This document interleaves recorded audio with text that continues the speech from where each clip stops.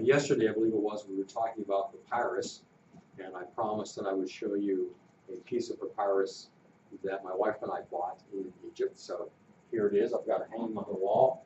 I'll carry it over so you can get a better view of it.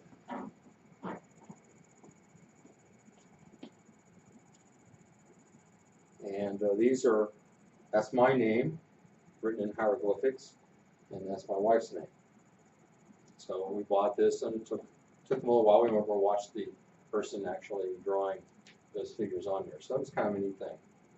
And then we got it framed when we got back. And you can take a closer look at it sometime if you'd like. Hang it back on the wall. I also brought some other pieces out for you to look at. And we'll be talking about some of these pieces later.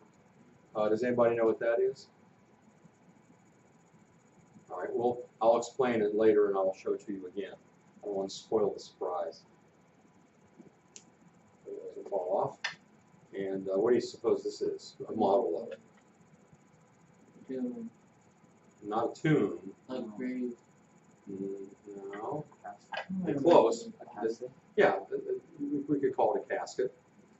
And it has a figure on it. And we'll learn more about that figure later on as well. But this is a model of that. And you can look at these things, just don't drop them. Somebody apparently did drop or somehow broke an ear off of this one. I didn't see it until I was putting it away a couple years ago. And then this is a replica of a boat that might have been going up and down the Nile, probably with the pharaoh, looks like, in it. Somebody very important, at least. And so you can see those with paddles. This person's holding an insignia, if you will. So that's pretty neat. You can take a look at that sometime.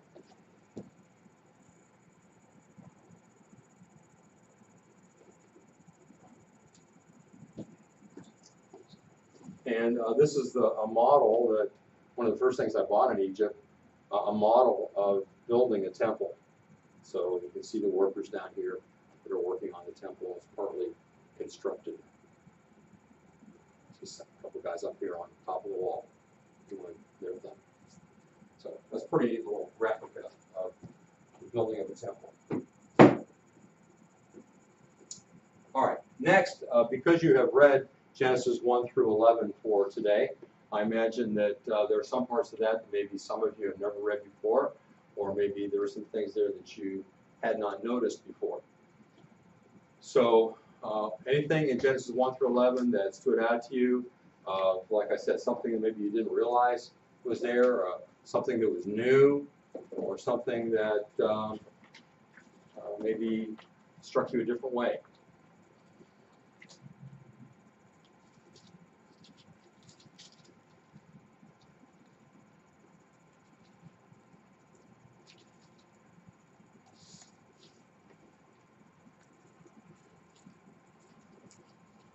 Is there anything in that section that you don't remember reading before?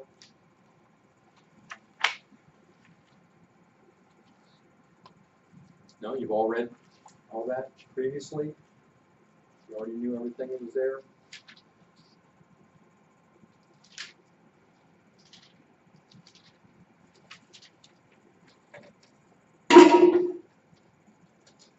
Okay, don't want to belabor it. If there wasn't anything new, interesting to you, then we'll go on back to Egypt.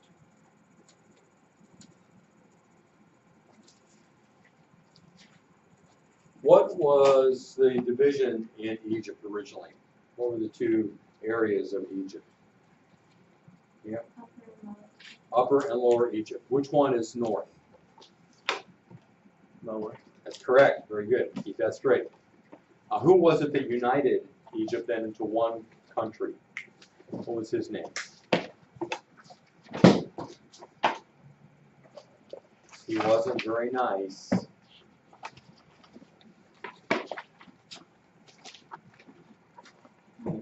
He's Meanie. Yes, Meanies. Do you remember what he changed his name to? He had a palate. Narmer, right.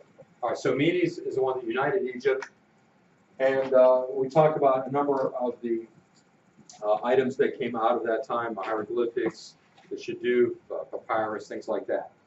Now we're going to move into the predominant era of Egypt after it's united.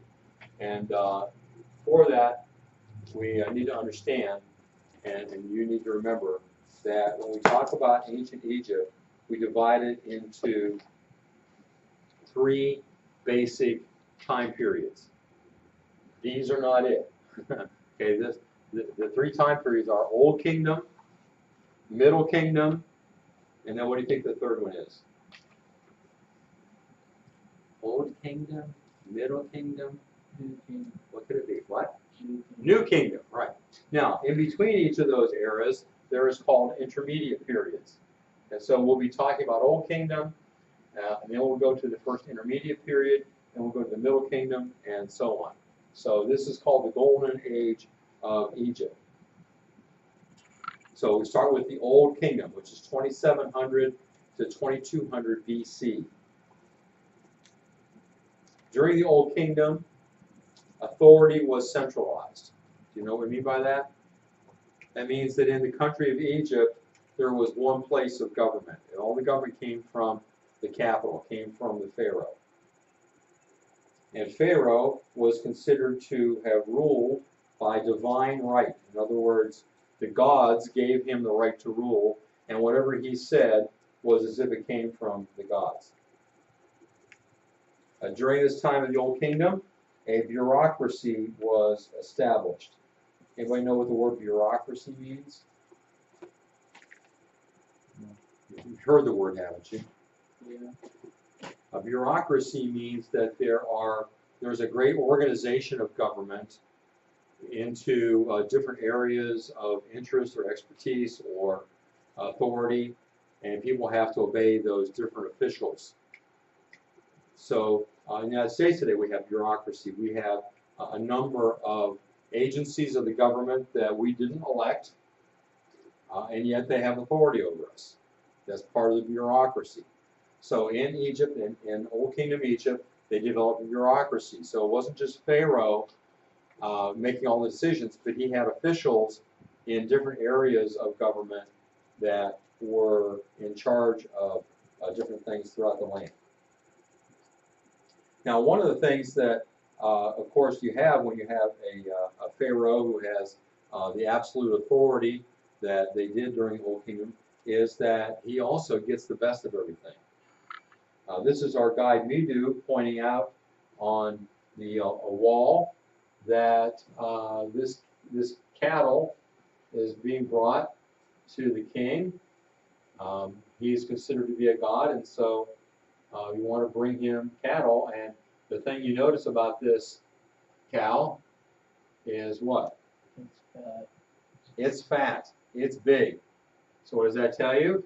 That means you give Pharaoh the very best. You give him the best of your livestock, and by doing that, you may then receive eternal life. Now we're going to look at some of the names here in the 12th dynasty. You are not responsible for remembering these at all, but I just want you to look down through there and see if you see anything that stands out in these names. These names of Pharaoh through the 12th dynasty of the Old Kingdom. You see anything? Exactly the same? All right, there are a number of people that had the same name, like this was repeated, that was repeated. But notice even what's on the beginning of these names? Amen or Amen. Do you know that word? Yeah. What is it? What does it mean? Where have you ever heard it? In prayers. In prayers. At the end of a prayer? What do people mean when they say amen? That's it, God. Talk to you later. Is that what it means? The end. You know what it means, Noah? I agree. Yeah, it means I agree, or let this be so, or this is the truth. You know, that those kind of things. So that's why you ever hear people in church say amen? That's what they mean. They're saying, yeah, I agree. That's the truth. How did that get in the name of Pharaoh? I'll tell you. During this time period, this is during the chapters in Genesis from 12 to the end, is during, well, part of that's during this Old Kingdom period. And a person in Genesis, who is one of the most important people in the second part of Genesis, second half of Genesis. Who's the most important person there? You know, you haven't read that yet in here. Abraham. So Abraham, did Abraham ever go to Egypt? Shake your heads, one way or the other. Did Abraham ever go to Egypt? Some of you are saying yes. Do you remember the circumstance? Either why he went to Egypt or what he did when he was there?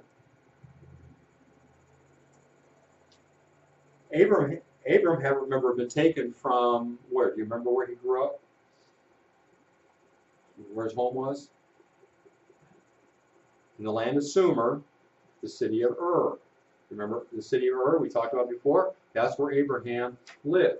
And God called him and said, I want you to go someplace, to a place that I'm going to give you. And so eventually he gets to the land of Canaan. And God says, I'm going to give this land to your descendants. So Abram is living there with his wife. What's her name?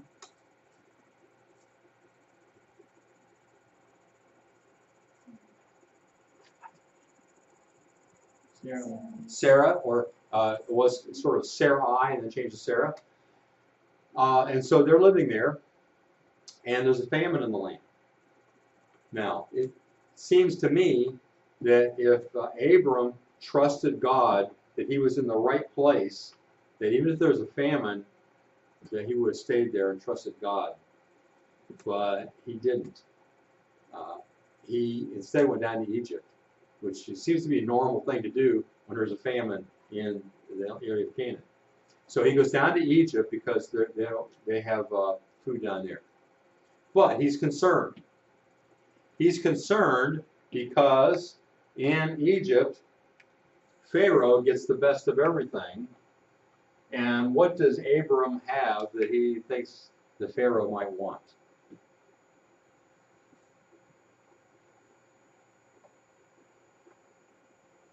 Right, this next section of Genesis, I expect to see there are things that you found that were new because these are things that are there and you apparently don't know them. He's afraid that Pharaoh might want his wife because she's beautiful. And Pharaoh always gets the best of everything, even women. Now, what might happen to Abram if Pharaoh sees Sarai and says, that's a beautiful woman, I want her? Kill Abraham. Exactly, because she can't have two husbands, right? So if he wants her, then he's going to kill Abraham. So what does Abraham do to forestall that, to make sure he doesn't get killed over his beautiful wife? Because she's his sister. Yes, all right, the memories are coming back now, right? He says, tell everybody that you're my sister. That way he won't get killed. Well, what happens instead, you know? Instead, if he is her brother, now what will Pharaoh do if he decides to take Sarah as his wife, which he did? So what happened to Abraham then? He didn't get killed. He's not her husband. He's her brother. So what happens to him then? What do you suppose Pharaoh did? He rewarded him. You are the living male relative, so he gave him all kinds of stuff. But what happened? What did God do to intervene here? Well, he sent a plague on the harem of Pharaoh. All his wives were sick. And he knew something was up. So, and I think if I remember right, God even sent an angel, appeared to him in a dream, told him what was happening. So Pharaoh goes to Abraham and says, "What did you do? You know, you've endangered my whole family and harem and everything." And Abraham says, "Well, I was afraid that if you saw me with my wife, you'd kill me." So Pharaoh basically kicks Abraham out of the country. He says, "Go, get out of here before anything worse happens to me." And he gave him a bunch of stuff again and escorted him to the border to make sure that he found his way out. Now, what did Pharaoh discover through that incident about himself as being the god of Egypt, a god of Egypt? What did he discover? Compassion. I'm not sure he was compassionate. He wanted to get rid of Abraham. What did he discover about his power as a god of Egypt that everyone worshipped and brought stuff to? He's not the true God. That he's not the true God. You see? Why? Because he couldn't stop his harem all getting sick and everything. That means he must not be the most powerful God. There must be a God more powerful than himself. You see? And what God was that? The God of Abraham, right? So, this is my speculation. Now, I have to tell you, I give credit to my guide Midu. He kind of put me onto this, but he had a different idea. He thought that Pharaoh was listening to Abraham and Sarah praying and heard them say amen at the end, and so he used that in the name of his son, whatever. I think it's more likely that Pharaoh wanted to know, who is this God that's more powerful than me? Now, Abraham couldn't give him a name for God, although he knew him maybe by his Hebrew name Yahweh.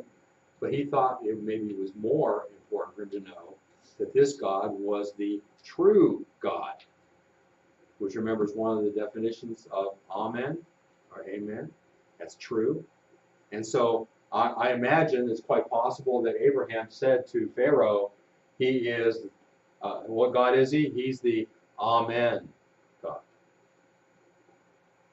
Because from then on, you see Amen appearing throughout not only the 12th dynasty, but for many, not only many dynasties, but from the Old Kingdom to the Middle Kingdom, even into the New Kingdom, you find Amen. Isn't that interesting?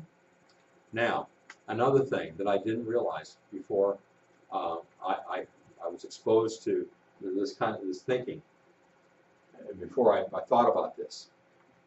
When I came back from our trip to Egypt, I looked at a catalog, just a bunch of pages that I've made copies from the internet, different places, of all the different gods of Egypt.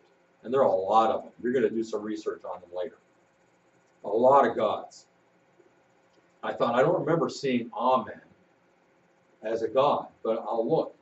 And started looking through all these pages. I finally found Amen. And you know what it said about Amen? This just blew my mind. It says that Amen is the God that created all the other gods. That makes him the most powerful God. The God who's over all of them. I thought, wow, isn't that something? That apparently Abraham's journeying into Egypt caused the God Amen, the one true God, to become part of theirs, but as the top God, and caused them to name many of the pharaohs for many, many hundreds of years, even 1,000 years, have Amen in their name. Isn't that something? Now, another thing that I think may be related to Abraham is what you see here. This is at the Temple of Karnak. These are sphinxes. You know what a sphinx is?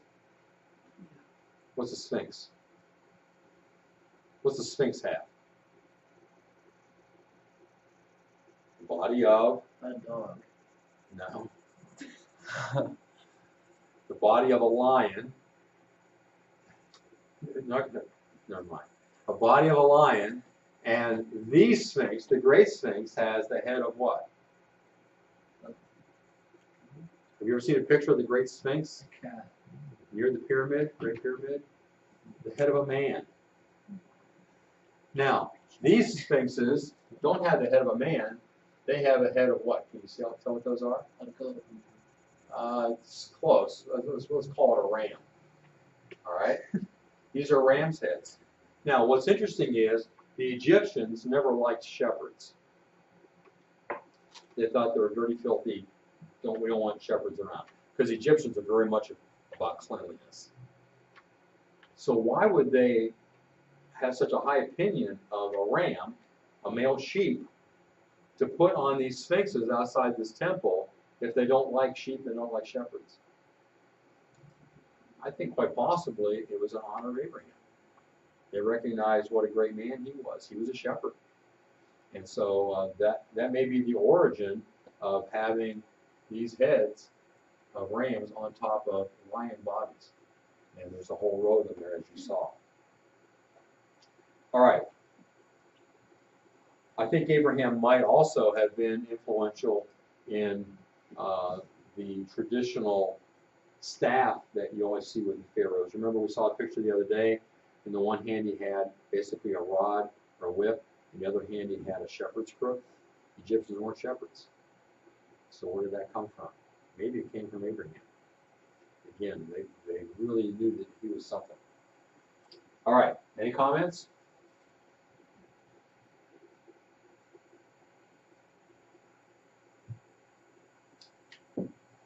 Another important item from the Old Kingdom is that these pyramids were first made. This is the first pyramid ever constructed, and it was constructed by Imhotep. Imhotep was not the pharaoh, he was the actual architect. Imhotep was also a person who was skilled in medicine. His name means he who comes in peace. And he built the first pyramid. It's called a step pyramid because you can see they're like steps as you go up. It's not smooth. He was an advisor to Pharaoh Zoser.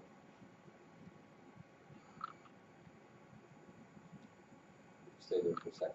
Which is spelled either Z-O-S-E-R or sometimes it's spelled D-J-O-S-E-R. Now, one book I've read in which he is trying to trace the descendants of Noah after the flood says that he thinks that Djoser is actually Ham. That after the flood, that Ham was involved with the Tower of Babel, and then he went to Egypt and built the pyramid there. And because he couldn't build the Tower of Babel, he built a pyramid instead. That's, of course, according to one source, and I don't know any other places to say it, but who knows? It's a possibility. All right, so next to that pyramid, we have some smaller pyramids built to bury the king's wives. You can see them here.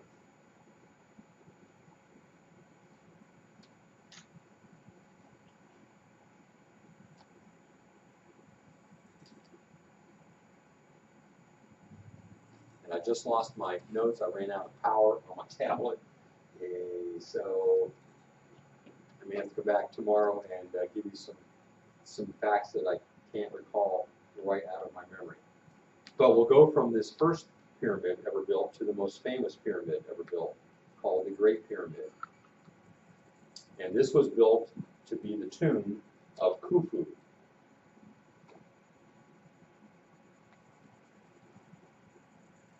Now, you've all seen pictures of this Great Pyramid before, have you not? Anybody that's never seen a picture of the pyramid? They're living in a cave somewhere and haven't seen it? Okay. Now, What's usually the setting in which you see the pyramid? What do you usually see around the pyramid? Desert, right? Isn't it all? Don't you always see it pictured in the desert, and you kind of have the idea this is out in the desert somewhere? That's what I thought. But look here. You know what this is? City of Cairo. It's right there.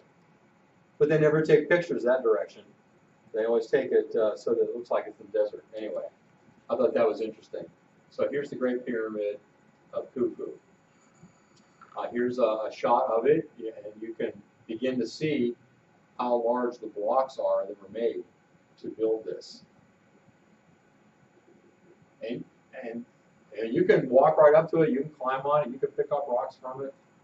In Egypt, they don't seem to care to protect what they have there. You can walk around, whatever. This shows you that at one time it was plastered over with limestone, and that it's all, the rest of it's all worn away. But at one time, all these rocks were smoothed out by plaster over. Also, there are some rocks missing at the top. It's because when the Arabs came into Egypt, some of them took stones off the top of the pyramid to build something. They didn't care about the pyramid. That's looking up. And you can see all the stones in place there to build that. Now you can get an idea of how big they are. We'll talk about the actual size tomorrow.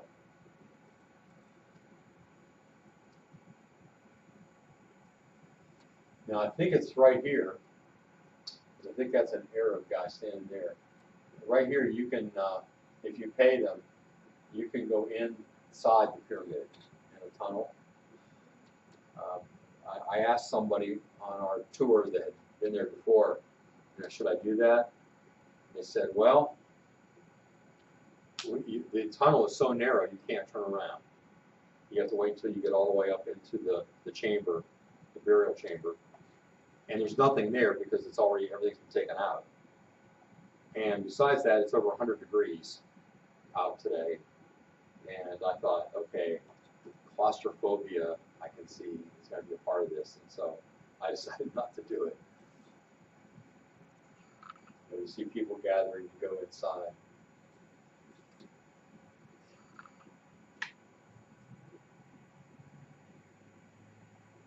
A lot of the stones are worn away now. But still, the structure is still there. I thought this was interesting. Do you see what I see? This is on one of the natural impression on one of the stones. What do you see, Griff? I'm afraid to ask. Like a hand. At the top. Looking at the whole thing here, maybe it's not as clear as it was to me in the sunlight. Well, a lion. It looks like a lion, doesn't it? Yeah. That's what I thought anyway. It looks like a lion. So I thought, well, hey, aren't we Christian School Lions? We're there on the pyramid. And there I am on the pyramid. Again, you can see how huge those stones are that are moved into place and how close they're put together. In fact, the stones are so close together that you could slip a piece of papyrus in between. That's all. They almost touch. As looking down at my wife. All right. Now the pyramid was built with the entrance right here, and that may be where people are able to go in now. And they go in here, and I think they go up. I'm not sure. The original passageway went down into a burial chamber underground. And then there was an escape shaft up this way. Then they built another shaft here, and the Queen's chamber was here, and then they built this up here for the King's chamber. And these are air channels, so air can get in. Right, so that's what's inside. Now, They didn't go in and hollow it out afterwards. They built it with that all in there. It's hard to imagine bringing these huge, several ton stones into place in such a way that you're leaving tunnels inside and carving away while you're doing it so that those tunnels are there. So you can see the height of the pyramid, 481 feet high. The base is 755 feet on each side and is very, very close to exactly even on each side.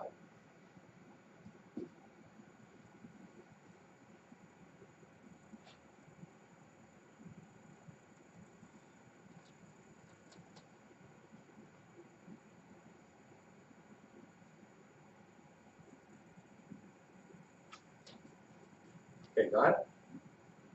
I'll tell you again tomorrow. Here's the ground plan. Here's the base of the pyramid. Then here's the Queen's pyramids on the side. Here's a cult pyramid, and it has something to do with the religion. They always had a temple built right beside the pyramid.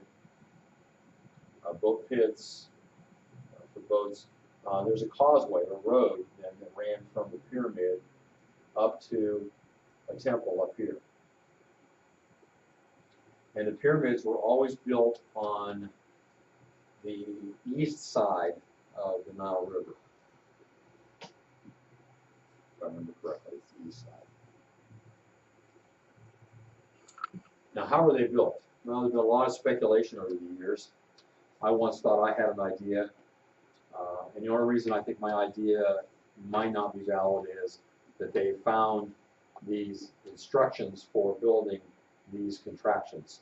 And so that sort of cements the idea, no pun intended, of how they built them.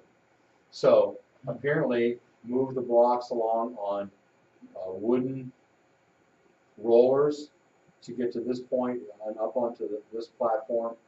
And then when it's there, then they're able to crank it up, lift it up in the air, and then push it off again where they want it. So here's how that works. It goes up and down depending on the workings here of the men that are turning those big wheels. You see how it works? So according to this diagram that was found somewhere, that is how they move the stones up into place. Any questions?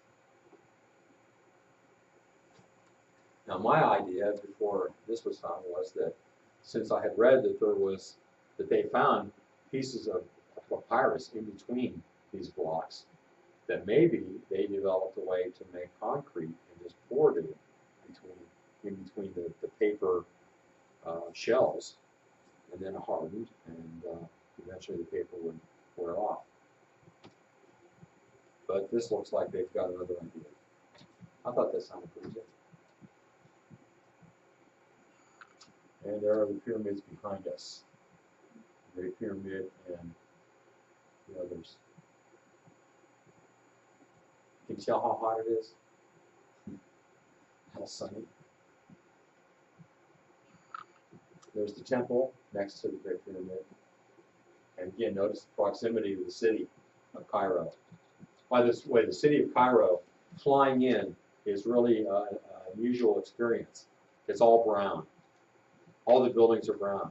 Not because they were built that way, but because of all the sand coming in from the desert totally covers all the buildings. I saw some buildings that people have washed maybe outside their apartment, or someone's washing inside the building, and it's totally different. There's colors and everything, but mostly everything is brown. A lot of dirt in the air. All right, we'll talk about mummies next time. I'm sure you're interested in finding out about mummification. So notice, oh no, the assignment for actually, we'll make it for tomorrow. Yeah, let's do this. I want you to read Genesis 12 to 28. Not a lot of chapters, 12 to 28. And again, you're not reading for detail, just read it over kind of quickly so you get an idea of what's going on. Genesis 12 to 28. And tomorrow be prepared to tell me things that you saw there, things that were new, things that were interesting. Any questions?